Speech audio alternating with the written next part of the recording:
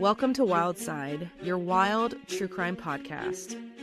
We're your hosts, who are sisters, storytellers, and truth seekers. I'm Bailey, a therapist who is fascinated by all weird and dark human behaviors. And I'm Chelsea, an educator here to unearth the facts behind the cases.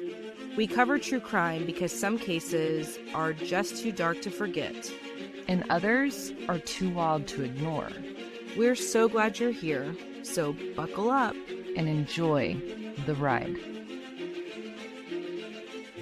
We're here. Hey, Wildsiders. We are back, and we have a short side for you, a couple of short sides for you this time. I don't think they're going to be short, though. They're probably going to be really long. No, they're not going to be really long. They're going to be great. They're going to be great. But they are around Futbol. Football! Yeah. World Cup is going on. Things are just getting crazy. Did you hear that Boston ran out of beer? Did you hear about this? Yeah, so fun fact, I was in Boston when this happened. I went on a trip to the Northeast, to New England, never been. 5-star recommend. But what's crazy is Zach and I were in Germany when the Tartan Army was there for the World Cup in like 2025 or 24. And then I happened to be in Boston when the Tartan Army was there. And I was just like, this is destiny. These are my people. Like, quite literally, Chelsea and I have a lot of Scottish in us. Was it great? Yeah. Like, they were cool. And they're fun. A merry group of people. Like, they're, what's the word I'm looking for? Like, mischievous, but not cruel by any sense. They're just fun and good-spirited. Yeah. I love that. Yeah, that's the only thing. I was talking with Dad, and he said that Boston ran out of beer. The Tartan Army just drank it all. Yeah, they had to like bring in like emergency reserve beer for the first time in like 40 years. That's hilarious. Yeah. So, yeah, I figured that we would do some football scandal stuff, and it's pretty lighthearted. This isn't going to damper any of your, you football fanatics out there. It's not going to rain on any parades. But again, just kind of, some football, FIFA, and felines, Bailey. Yeah, what an odd combination. Yeah. So I'll start us off, right? And we are going to be talking about kind of a catch me if you can character.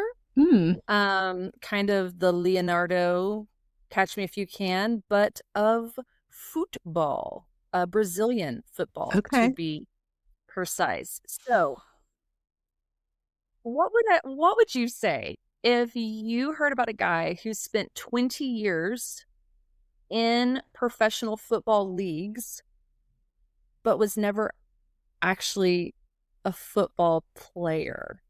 A nepotism hire. I don't even know what that word is. Sorry. Like when you hire, not necessarily for academics or qualifications, but it's like an inside, like you hire your son or your brother, your cousin. Okay, so kind of like me for this podcast. It's like a personality hire. Like, I don't really bring a whole bunch to the scene. You bring a lot, Chelsea. Well, so we are going to talk about Carlos Enrique Raposo. But he is better known to the world as Carlos Kaiser. Okay.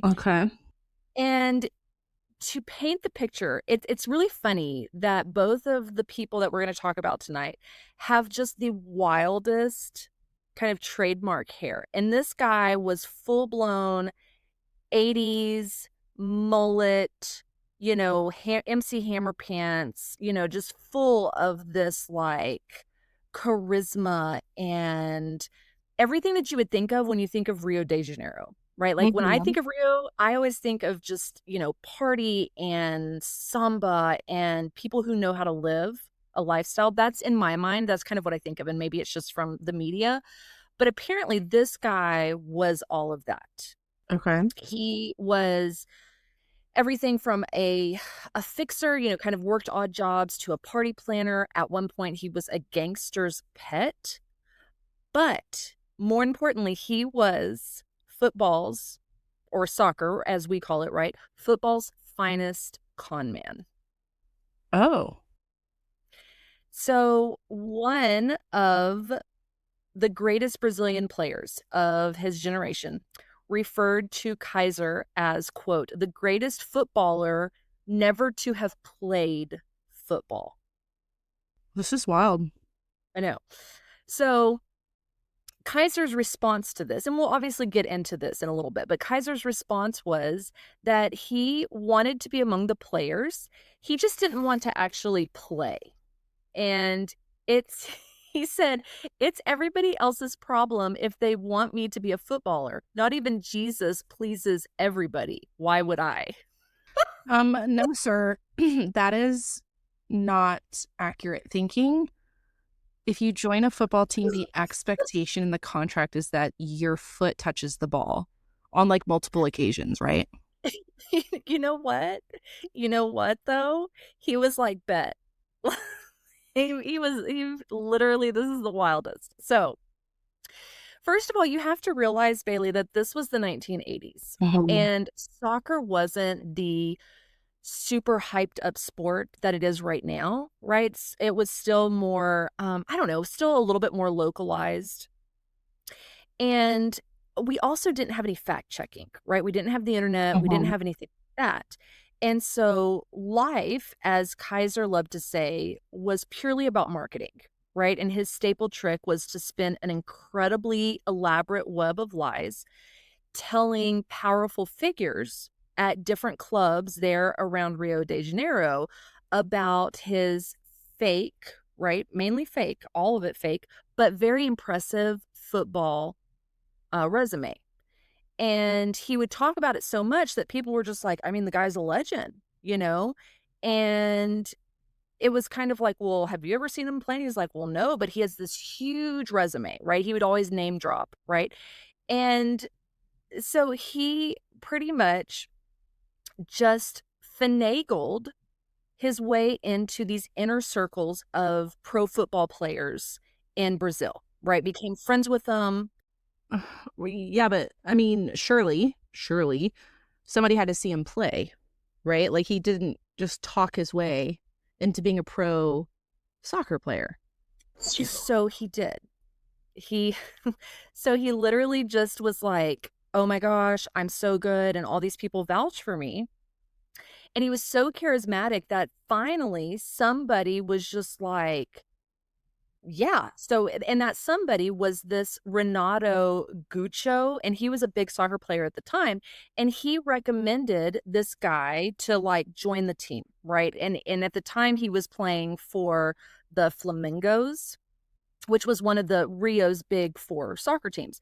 So, like you said, like surely the guy couldn't just be a soccer player without playing soccer, right? Well, what he would do is just not only talk himself into the ring, but then once he would get into there, he would get in on the field, he would fake a muscle injury, right? So right out the gate, be running around, and he would, oh my gosh, I pulled a hamstring, right? And because they didn't really have the MRI technology or anything like that, because again, it was the 80s, he would then spend months doing rehab, acting as this unofficial morale specialist who kept the locker room laughing and happy, but he was benched. So he would be on the roster, he would be with the team, but then he would never actually play because he was quote unquote hurt and he was recovering from his injury.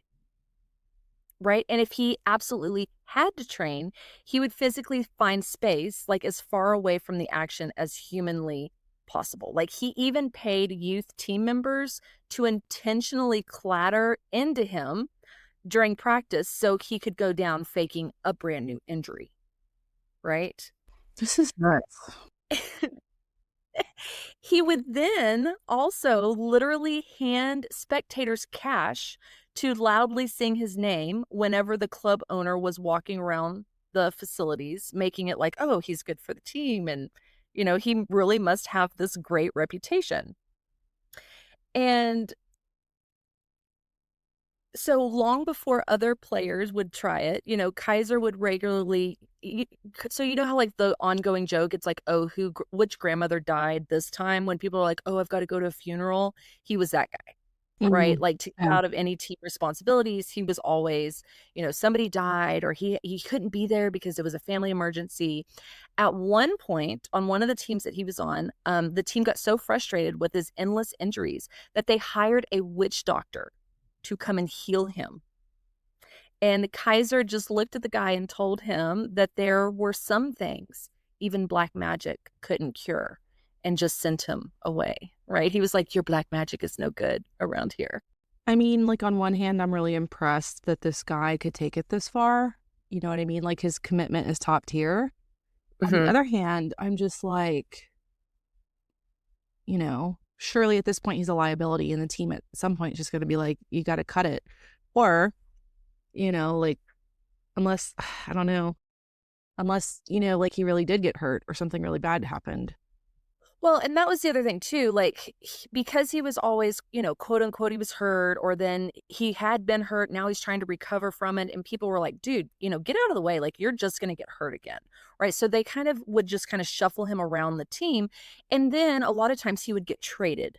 Right. Another team would pick him up. Well, this dude was just a general scam artist. So obviously scammed himself into the roster. But at one point, he got traded to a team called Bangu. And Bangu was owned by a guy named Castor de Andrade. Andrade. And this Castor fellow, he was not only the football owner, but he was also a part of this like massive illegal gambling ring, right? So, I mean, he was pretty notoriously kind of a gangster mob type of guy, but he loved Kaiser and wanted Kaiser on the team because of Kaiser's charisma, right? And also the fact that Kaiser could always get them access to these really beautiful women and just had the whole like entourage thing, right? And so the team is really kind of headlining because they got this Castor guy, which again, the hype had been built up because he was paying people to call his name out and sing his name and all of this stuff. Well, one night they're out, Castor and Kaiser, right? The club owner, the football club owner, and Kaiser, the fake football player, they're out at a party, and Castor tells them, that he's going to tell him to like go and be on the bench for a match later that day. And Kaiser, of course, panics, but the coach assures him that he would just sit safely as a non-playing substitute, right? He's not going to play. Well, Bangu, the team, started the game terribly and immediately went down 2-0. Well, Castor, the owner, furious, right in the stands, he grabs a walkie-talkie and radios down to the coach, ordering him to unleash the quote star singing Kaiser on the field, right? He wants to put Kaiser in so that Kaiser can bring them back from this like imminent defeat. Well, Kaiser realizes that he has two choices, right? He can go on the pitch and be exposed as a fraud, or refuse Castor and face a really dangerous man for telling him no. So he improvises.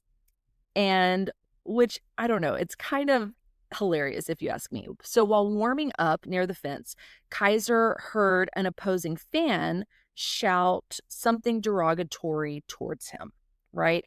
And Kaiser then used that as the perfect excuse, and he leaps over the barrier and charges into the stands and starts this massive brawl with the away supporters. And of course, what happens is he gets red carded before he even could get out on the field, right? So he I gets himself ejected on purpose. I say this, you guys will hear me say it a lot, but these people, these con people, are so intelligent, and I think it's not necessarily just like neural connectivity intelligent. I think it's also they take every opportunity and use it in a self-gratifying manner every time, right? Right. Like, it's just Well, amazing. and here's the thing though. So he gets ejected from the game. I imagine that you can guess that Castor, the club owner, the football owner, is not very happy with this, right? So after the game, Castor is furious and he goes up to Kaiser in the dressing room and is pretty much demanding an explanation. Kaiser starts crying and tells him, quote, "God has taken both my parents away, but gave me another father in you, who they accused of being a crook. When I heard those fans insulting your honor, I lost it and I went for them. But don't worry, my contract is up in a week and I'll be off." Whatever. And Castor bought it. Whatever. Right? Like, he was so incredibly touched by this display of fake loyalty that he immediately gave Kaiser a pay raise and extended his contract for another 6 weeks. Whatever. You know, I know that this is not about me, and I don't want to sound like a victim, but I cannot get away with anything ever. And I we know. have people like this guy who can literally get away with being a professional football player without ever having played a game. Yeah. Well, and what's crazy is not only would he do things obviously on a big level, and big levels are impressive, but in a weird way, it's the little levels that make me the most mad. Like, he was constantly pretending, according to his teammates and his friends, he was constantly, quote unquote, losing his wallet or the cash machine, the ATM machine would like eat his card or something like that. So his friends were always having to cover his meals. So the dude's getting paid as a, professional athlete, even though he doesn't play, literally gets paid to sit there and then asks his buddies to buy his meals for him. You know what I mean? Like, like this dude has he just has no, what's the word I'm looking for? He has no shame. That's the word I'm looking for. He has no shame. So, all of that to say, he carried this on, Bailey, for 20 years. No, he did He was not. on the roster. He was on rosters of professional football leagues in Brazil for 20 years. For 20 years. Yeah. And then finally retired. He was just like, well, it's been a good run. I've done this for 20 years. So today, Kaiser's in his 50s and works as a fitness trainer for women.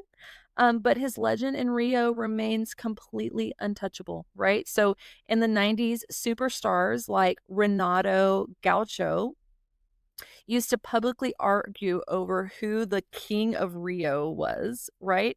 And while those three were squabbling, they wanted to usurp a guy who was impossible to dethrone. The real king of Rio was Kaiser, which is crazy to me because, like, Out of town. the fact that he's like, he was the king of Rio, and never actually played a game. I just can't.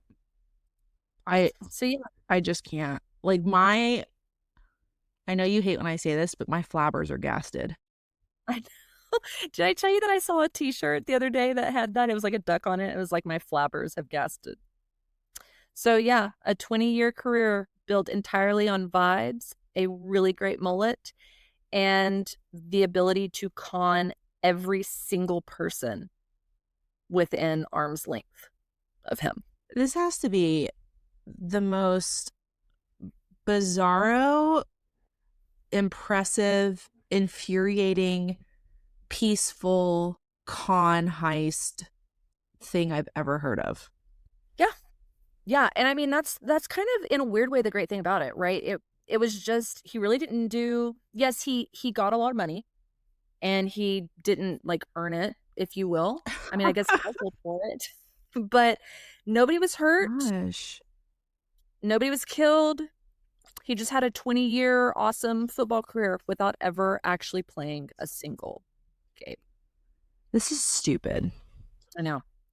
So yeah, they made a pretty fun documentary a couple of years ago. I think back in 2017. And since like I said, since the World Cup has been on, I've been kind of looking into a couple of these soccer documentaries, and I don't know. I think soccer's growing on me. Futbol. Yeah. Well, since we're talking about stupid, okay, we're staying in the great sport of football, or soccer, as us Americans, or we Americans say. But instead of focusing on an individual, we're focusing on like higher up system corruption. Ooh, I like systematic corruption. Obviously, I don't like it, but I always find it interesting. Yeah. So this is like ultra wealthy, super corrupt boardrooms of FIFA.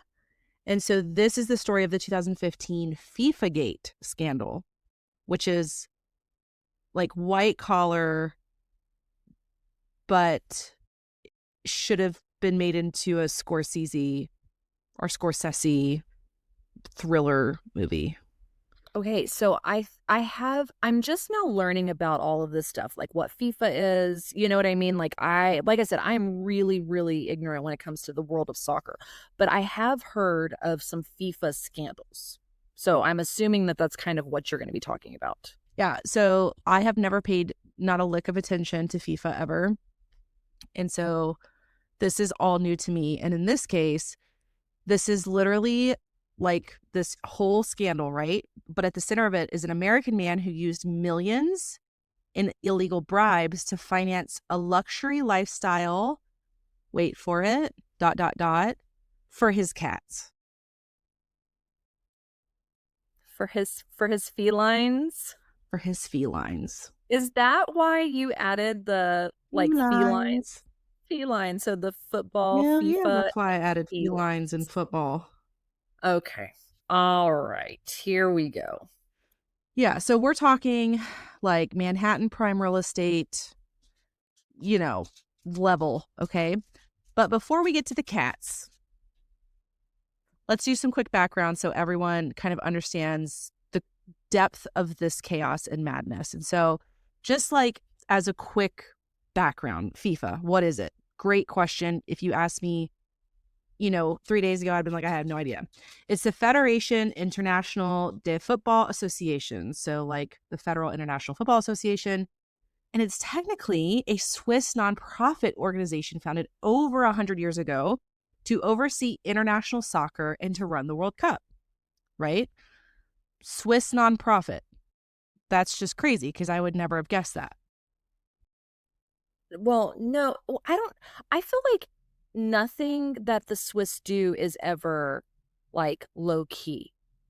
And I mean that in the best way. Like whenever I think of Swiss anything, I always think of like really nice and really put together. Yes, but I think when I think of the Swiss, I always think of low key because they're very like the nail that sticks out gets hammered, and the Swiss are like, we're not going to do any of that. We are just going to stay here in our lane. You know what I mean? Okay, that's fair, actually. Yeah. I mean, obviously it's like there's Switzerland, right? They're kind of neutral, pretty grounded. That makes sense. Yeah. And like it makes sense, right? Because it was legally designated as a Swiss nonprofit, FIFA historically enjoyed massive tax breaks and pretty much like zero external oversight. And you have to think about it, right? Like global soccer is the most popular sport on earth. Okay. By the 2010s, FIFA was pulling in over $2 billion a year in revenue, mostly from broadcasting rights, like selling TV broadcasting rights and corporate sponsorships for the World Cup, right? So it was a lot of money coming in, and it, with that, brings the potential for like a criminal playground. Sure, right? I was going to say, when you kind of get into this, like nobody's looking at you because you are nothing but benevolent, right? When you think of nonprofit and you're like literally you're dabbling with football, you're dabbling with soccer. Like what can be scary or vindictive or anything about that? You know what I mean? Like that's what I think. Yeah. And how the power structure worked is it's run by an executive committee called the EXCO. And this committee is about as exclusive as a club as you could find in the world, kind of like the Masters, like being having a membership to the like Masters or whatever. Oh yeah, we got into that whole Yeah. conversation with Dad a little while back on like who gets invited to the Masters, like it's invitation only and you're not ever guaranteed. Like even people like Tiger Woods, right? Still Yeah. have to like You still have apply to get an for a invitation. Yeah. yeah. And so this committee is like an exclusive club. And the men here consider themselves like lords of the sport. But the problem was their voting system. On this committee, a tiny island nation has the exact same voting power as a massive soccer powerhouse like Germany or Brazil. So if a country wanted to host a multi-billion-dollar World Cup, or if a sports marketing firm wanted the exclusive media rights to broadcast a tournament, they didn't just submit a good bid, they just bought the committee members' votes. Oh. Yeah. Yeah. So this brings us to our main man, and that's Charles Chuck Blazer. So Chuck was this like 450-pound suburban New York dude with this massive white beard and this like larger than life presence. But the kicker is Chuck didn't hail from politics. He had like zero background in professional sports or sports marketing, and he had never even played a single competitive match of soccer in his entire history of life. Okay. So did he just want like he was there for the applause type, like he just wanted to be involved because it was prestigious type of thing, I I guess? mean, I guess so. Or he saw an opportunity, right? Yeah, probably. In the late 1970s, he volunteered to coach the youth Little League soccer team that his son had joined.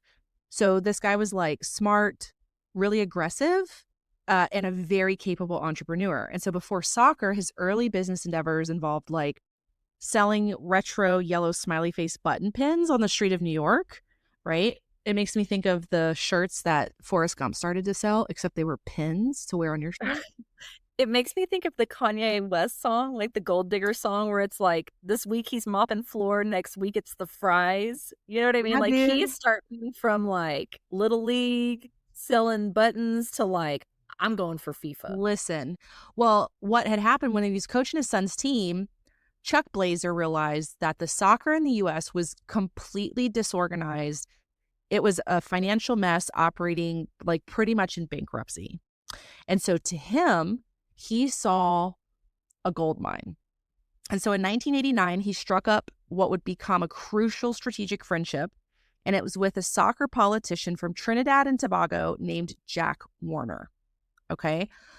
So Chuck masterfully ran Warner's successful campaign to get elected as the president of CONCACAF, which is the regional governing body of soccer in North America, Central America, and the Caribbean. Okay. Okay, yeah. And so once his buddy Jack Warner was in power, old Chucky Boy starts getting his back scratched, right? He was named the general secretary of CONCACAF. I guess that's how you say it, but CONCACAF. I'm just going to call it CONCACAF because that's fun. So it put him in absolute control of the Federation's day-to-day operations. You get what I'm saying? Yeah. So I mean pretty much you have this guy from Queens or New York or where you said I think New York, Queens, something like that. And now he's pretty much taking over soccer for an entire continent. Yep. Something like that. Cool. Right. And so Chucky Boy starts moving pieces. His very first major executive move was to force CONCACAF to like pack up its offices in Guatemala City and move them straight onto Fifth Avenue in New York City. And so his thing was he thought that the only way international soccer would ever make real money was by conquering the untapped wealthy corporate market in the US. You get what I mean? I mean, he's not wrong though, No. because it really wasn't that big of a deal. Like when we were growing up, Bailey, like I don't feel like soccer was that big of a deal, not like it is now. Well, and I think even in the States compared to the rest of the world, soccer is not, our main sport. Arguably the NFL or baseball is. You know what I mean? Well, like, so did it, like, was he able to actually do it though? Like, was he able to actually start bringing in more money for it? Well, yeah, because he needed luxury shit for his cats, Chelsea. Have you been paying attention? That's true. I forget about the cats. So in 1990, like now that old Chucky Blazer's involved, by 1990, CONCACAF, and it's probably not at all how you say it, you guys, but I'm going to say it, was pulling in like 140,000 in revenue before Chuck Blazer came in. By the time Chuck left 2 decades later, he single-handedly transformed it into a commercial juggernaut, generating quite literally tens of millions of dollars a year. He grew the game, launched major television deals, and helped create like Major League Soccer. I mean, it's pretty impressive. You know, I hate to say it, like, yeah. But to me, I'm like, but then what's wrong, right? Like, why is that bad? Yeah, so we're going to get to that. Because, you know, in his prime, U.S. soccer executives would literally call him one of the most important people in the history of American soccer. And old Chucky Blazer made sure he was well compensated for it. When he signed his original employment contract with CONCACAF, he negotiated a super steep but very simple clause that he would receive a personal 10% commission on every single television broadcast and corporate sponsorship deal he personally brokered, which earned him this like super legendary industry nickname of Mr. 10%. Okay. The problem is, as we know, white collar greed can be like a bottomless pit from the cases we cover. And so Chuck started treating the Federation like his personal bank, right? It all comes down to the financial mechanics of how he structured his money. For legal and tax reasons, the 10% commission contract wasn't written out to him, like Chuck Blazer, the human. It was signed with a private personal services company that he founded in New York called Sportvertising. Sportvertising? I feel like sometimes these are the smartest people, but they're so lame. Like, you know, he was sitting there being like, Sportvertising, like, how cool is this? And everyone's like, no, it's not, Chuck. It's not cool. He's like, it's too late. I've already written the paperwork for it. It's sportsvertising. Yeah, not even with an S. Sportvertising. Oh, heavens. Yeah. So as the soccer market exploded and millions of dollars started stacking up, Chuck decided he didn't want the U.S. government knowing exactly how much cash he was bringing in. So he renamed his company and legally moved its corporate registry straight to the Cayman Islands tax haven. And once all of his money was safely deposited offshore, Chuck and his buddy Jack, remember Jack, stopped just taking their legal cuts and began actively embezzling massive sums of money directly out of the Soccer Federation's accounts. Like $15 million in totally illegal kickbacks and bribes. Okay, Bailey, like, I want to stop and think about this just for a second, because didn't you say that FIFA was a nonprofit and their whole goal was like to bring soccer around the world? I mean, does that mean like building soccer fields for kids in like underfunded areas and like poverty areas? Is that kind of their whole nonprofit approach? Like, that's what I think of when I think of nonprofit. Yeah. Yes, nonprofit. And I think that this is why we're in blue collar territory, because like CONCACAF or whatever is like a division of FIFA. So yeah, I mean, it should have been like a nonprofit and helping people and kids and, you know, helping people in poverty and making scholarship funds and stuff like that. But as we know, like we said, white collar greed is kind of a bottomless pit. And old Chucky Blazer was like really spiraling into it. Public records from the U.S. Department of Justice later revealed just how deep this all went.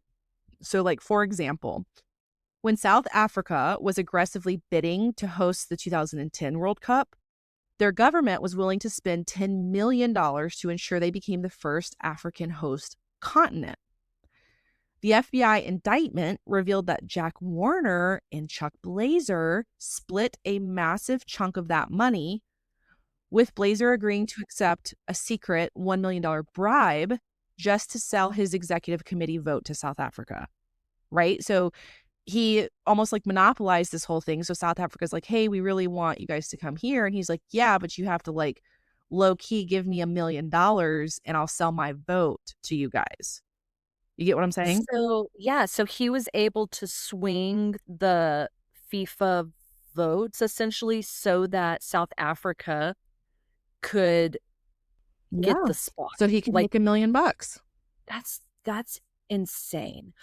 Well, like this is where I feel like you start getting into just things start getting delusional, right? Like when you start bringing in money hand over fist, I think that's where you start getting into just the lifestyle gets out of control. You know what I mean?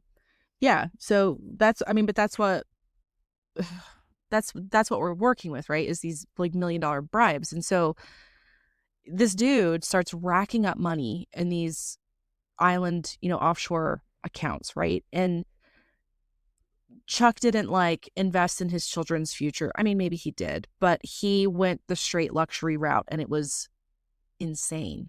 Okay. Um, when international like soccer delegations from other countries like Australia, Japan, England, whatever, wanted to court Chuck's vote for World Cup hosting rights, they showered him with gifts. Like he would have goodie bags in hotel rooms containing high-end luxury watches worth like $20,000 and $36,000 a piece. So he's basically become this monopoly entity and everybody kind of knows it and they're buying his votes so their country can host the FIFA World Cup, right? Because that brings a lot of tourism and money into their country. You know what I mean? Right. Right. And so he's just like walking around with all of this money, all these gifts, and he's blowing money like a what am I trying to say? A pipe that's leaking water. You get what I'm saying? Well, yeah, I think when you get to a point where you have so much money that what do you do with it other than it just spills out? You know what I mean? It has to leak out. Yeah, dude. I mean, he was paying like $18,000 a month for his own 3-bedroom luxury suite overlooking Central Park. Right next door, he rented a second adjoining 1-bedroom apartment for like $5,500 a month, exclusively to serve as a private home for his pet cats. And there it is. And now we have the felines. Are you kidding me? Yeah, he literally paid for an apartment, $5,500 a month for his cats to live there. Could you imagine the smell? Like, how many cats are we talking about? I'm not really sure. But like, more than one, know, it's going to smell I was going to say, there's no way that it was just one. There's no way. There had to have been lots. Yeah. Well, he would spend it on, he'd spend it on the wildest stuff. So his cats, yep, the $5,500 apartment. He also had a pet macaw, parrot named Max, who owned real estate. So the parrot, like the macaw, the bird, yes, owned real estate. Yeah.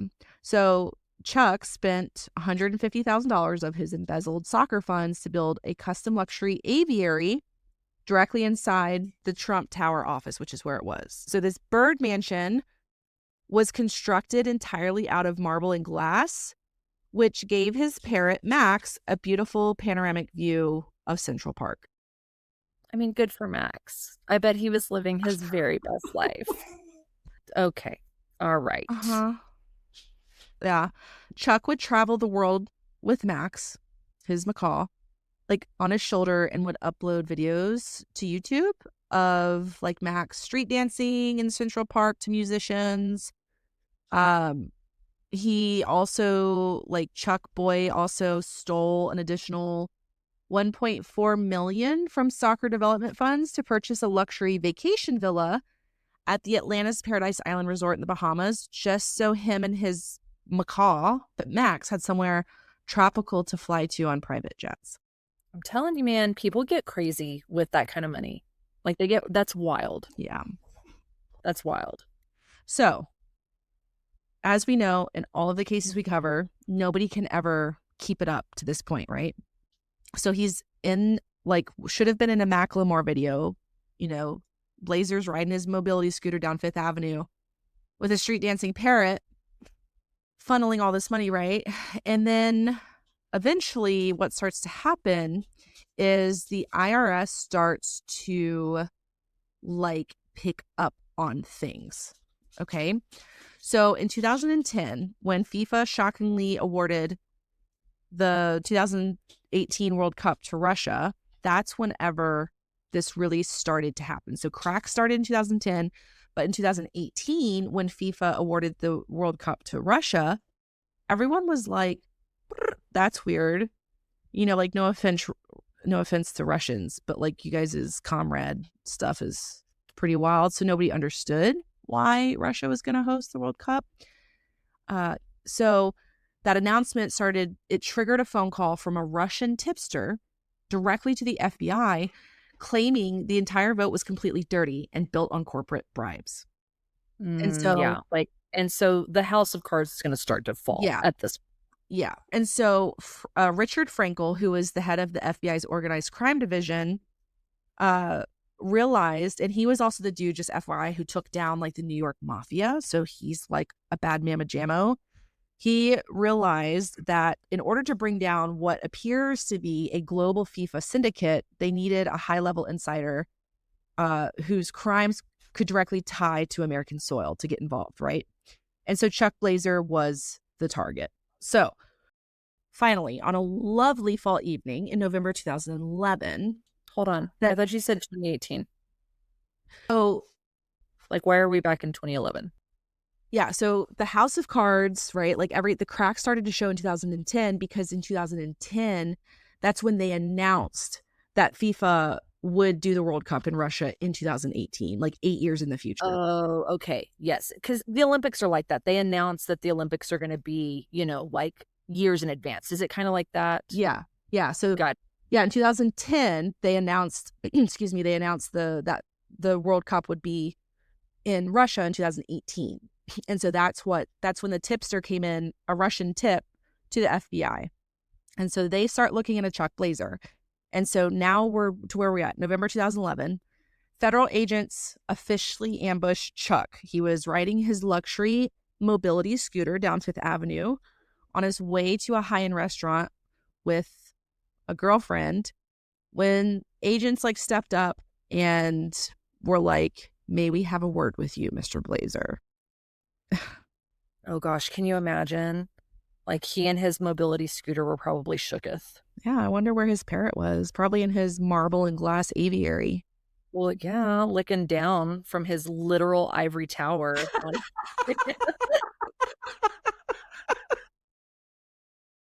What a loser. Yeah. So kept his cool. And the feds were just like, okay, so they pulled him out of his mobility scooter and into the building atrium. And basically were just like that they had him dead to rights for tax evasion, wire fraud, money laundering, and that he was facing 75 to 100 years in prison. And basically an agent was like, we can take you away in handcuffs right now, or you can cooperate. Right? Oh, he's crack. He's going to fold.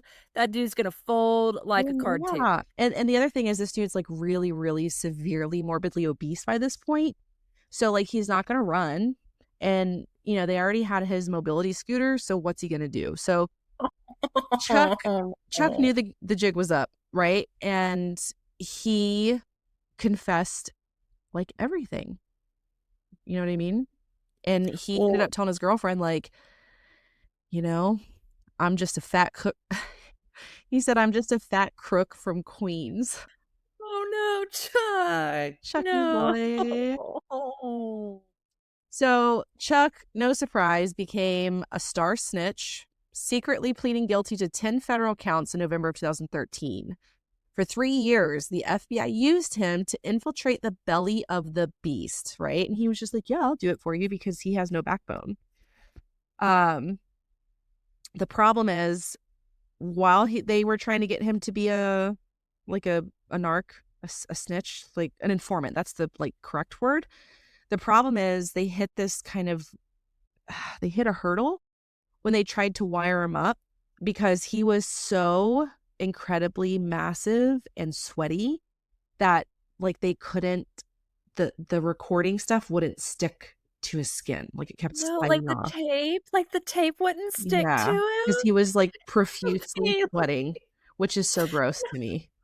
Oh You know how I feel no. about that. I know. Oh, poor Chuck. So Oh, they had to put this like high-tech recording device inside this luxury keychain, and he had to wear that everywhere and like casually toss his keys onto the table like anytime that he would meet with people so it could record it. You know what I mean? oh gosh.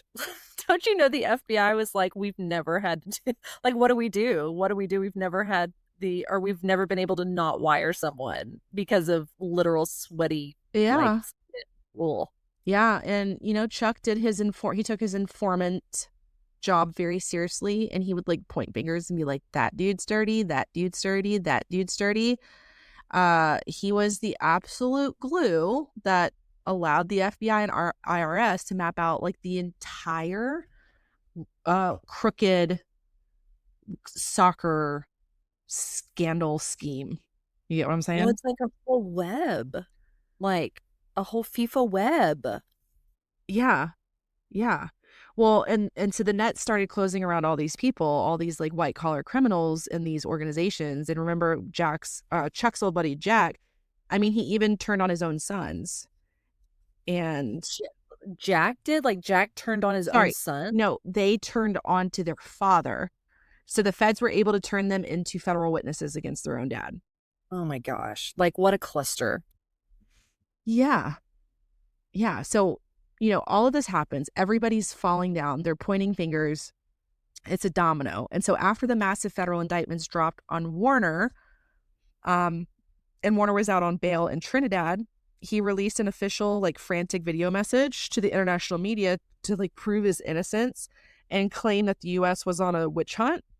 And so in this video, he tries to prove FIFA is innocent by holding up and aggressively quoting a news article. But the problem was,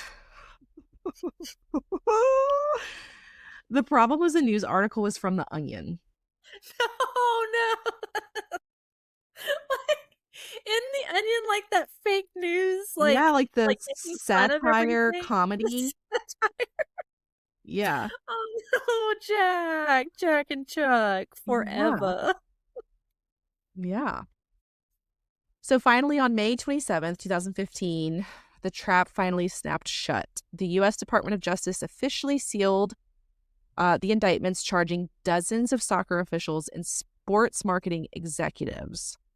Swiss police conducted like synchronized early morning raids at like a 5-star hotel in Zurich, dragging these top executives out of their luxury beds.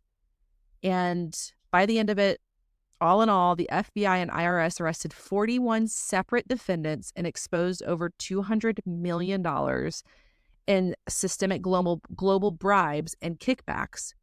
And at the center, this would never have happened without good old Chuck Blazer. So did Chuck, like, did he ever end up serving prison or like, did he ever go to jail for any of this, or did he just like weasel his way out of it? Well, so at the time when the scandal broke, Chuck was put up in a Manhattan hospital because he had colon cancer. And a lot of people say that that's what made him flip and cooperate so quickly. Yeah. He paid $1.9 million in fines and forfeited millions more, but ultimately passed away at the age of 70 before he ever got a formal sentence from a federal judge. Right. So unfortunately, I mean, you know, everybody passes away, but Chuck Blazer passed away, but his legacy remains about this like super wild, crazy, huge dude who like figured out how to scam an entire like federal organization for his own gain. That's kind of crazy, right? Like, yeah, dude. and all because And all because he got greedy, right? You know, like he was already probably making some decent money just, working and kind of being in that ring with FIFA. Like he didn't have to start embezzling. But like you said, it never stops. Like you always just get greedy. You make Like, more, you spend more. You know what I yeah, mean? That's the case. dude. I think there was a study done, and you guys would have to look it up. Don't quote me on it, but I'm pretty sure, I don't know, like 5-10 years ago, there was a study done that showed um like people's income and their level of happiness. And there was a direct correlation between income and happiness up to $75,000 a year. After that, there was no correlation. Really? Yeah. Huh. So, basically what you take from that is like up to 75,000, that covers the average like basic necessities and needs for a Yeah, family. But after sure. that, everything else is what you would call, I guess, extra or luxury, and it doesn't correlate with happiness. I mean, it makes sense though. Yeah. That it really does. Like, cause yeah, like you get enough money to where you don't have to worry about like if your lights are going to get shut off and stuff like that. Like that alleviates a lot of Yeah. present day stress. But then yeah, after that it's, more money, more problems, I No guess. money, no That problem. is crazy though, Bailey. Like who would have thought Listen. that, working for an organization that's supposed to be, this like sweet nonprofit would end you like essentially Yeah. being, I guess, almost wired. I guess he technically was wired, although he had to do it through a keychain. But like, who would have thought? Chucky. Bless Chucky. it. But I still think your dude's wilder. Like, I understand white collar embezzling, but I Yeah. still think like your homeboy dude, whatever his name was, the fact that he spent an entire career never once playing a game is Yeah. wild Kaiser, to me. 20 years, 20 That's years on insane. football rosters, Whatever. never once played. Whatever. Well, Oh, I figured man. this was going to be a little bit longer, but sometimes our short sides are a little bit longer, but I think they're more fun anyways. They are. Well, I hope you guys enjoyed it. I hope you guys are enjoying the World Cup for those of you who are out there. I personally am enjoying watching all of these like TikToks on like everybody coming together and people are just like, we're all vibing together and we're from Germany and we're from South Africa and we're all loving it. Yeah, So dude. I'm loving the vibes. For sure. Well, as always, you guys, thanks for hanging out with us for this wild and crazy FIFA on a ride. And we'll catch you on the wild side. Bye, guys. Later, Gators.